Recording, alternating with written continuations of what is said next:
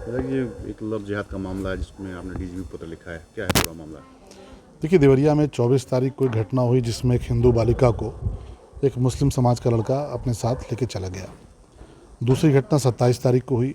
ये घटना भी देवरिया में हुई जिसमें एक हिंदू बालिका है, लगभग 16.5 वर्ष की लड़की है, बच्ची है, और उसको भी एक मुस्लिम लड़का अपने साथ लेकर चला गया। लगभग 2 वर्ष पूर्व भी बैतालपुर, जो देवरिया के भीतर पड़ता है, वहाँ भी एक हिंदू बालिका के साथ ऐसा ही हुआ था। और जब पुलिस ने कार्रवाई शुरू की तो ये पता चला कि वो लड़की दुबई चली गई है और दुबई में उसने जाके धर्म परिवर्तन भी कर लिया, वहाँ से वापस आने को तैयार नहीं है, उसका ब्रेन वॉश किया गया। माननीय योगी जी की सरकार ने एक बहुत सख्त कानून बनाया है, उसको लेकर मैंने डीजीपी को पत्र लिखा है कि लव जिहाद का प्रकरण है, इसमें कार्रवाई करिए और इसमें फंडिंग कौन कर रहा है इसकी जांच होनी चाहिए। क्यों? क्योंकि कोई मुर्गे की दुकान चला रहा है, वो हिंदू बालिका को लेकर गायब हो जा रहा है और उसके बाद पता चल रहा है कि वो दुबई पहुँच गया, पता चल रहा है कहीं और चला गया। तो उनको फंडिंग कौन कर रहा है? जब ये पकड़े जा रहे हैं तो इनके मुकदमे लड़ने के लिए फंडिंग कौन कर रहा है? बड़े बड़े वकील खड़े हो जाते हैं, बड़े बड़े पैरोकार खड़े हो जाते हैं।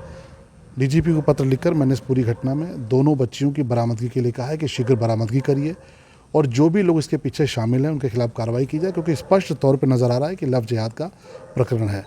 और हाँ, इसमें जो स्थानीय पुलिस की भूमिका भी संदिग्ध है। कोई परिजनों का आरोप है कि पुलिस कोई कार्रवाई नहीं कर रही है। देखिए, मैंने कहा है उसमें, कई बार आप देखते हैं पुलिस कई बार इस तरह के मामलों को गंभीरता से नहीं लेती, जबकि माननीय मुख्यमंत्री जी ने बहुत स्पष्ट एक कानून बनाया है और कार्रवाई भी हुई है। उत्तर प्रदेश में माननीय योगी जी की सरकार बनने के बाद से इस तरह की घटनाओं में कमी भी आई है। लेकिन अगर एक भी घटना हो रही है, और पिछले दिनों आपने देखा कि बलरामपुर में एक बड़ा रैकेट पकड़ा गया, छांगुर का रैकेट, किस प्रकार से निशाना बनाया गया उसमें हिंदू बालिकाओं को, किस प्रकार से उनको बेचा गया, ये घटना भी उसी प्रकार की प्रतीत हो रही है। और इसीलिए मैंने कहा है कि गंभीरता से लीजिए। देवरिया में एक मज़ार भी है जिसको लेकर लोगों का संदेह है कि वहाँ पर भी अवैध गतिविधियाँ संचालित होती हैं और कई बार फंडिंग की जो बात आती है कि फंडिंग की जाती है, तो उस मज़ार की भूमिका भी संदिग्ध है। मैंने प्रशासन से कहा है उसकी भी जाँच करिए। हम लोग इसको आर पार की लड़ाई लड़ेंगे। माननीय योगी जी की सरकार इस पूरी घटना को लेकर बहुत गंभीर है और जो भी दोषी होंगे उनके खिलाफ कार्रवाई होगी। अगर पुलिस का कोई व्यक्ति पाया जाता है कि लापरवाही कर रहा है, अपने दायित्व का पालन नहीं कर रहा है, उसकी भी जवाबदेही तय करेंगे। बाजार से भी फंडिंग की हो सकती है क्या? देखिए, लोगों का शक है।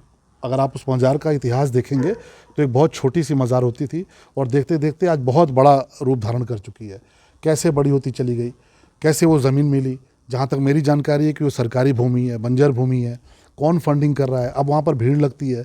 लोग ये कहते हैं कि जो ये इस प्रकार की घटनाएं, लव जिहाद की घटनाएं हो रही हैं, उनमें जो पैसे, वकील, तमाम सारी जो सुविधाएं हैं, वो मज़ार से जुड़े कुछ लोग उपलब्ध कराते हैं। तो इसकी जांच होनी चाहिए, कौन लोग हैं इसके पीछे, और मज़ार की जो ज़मीन है उसकी भी जांच होनी चाहिए। निश्चित तौर पे गंभीर प्रकरण है, प्रशासन इसको लेकर सख्त है, गंभीर है और हमने कार्रवाई के लिए कहा है, कार्रवाई होगी। धन्यवाद।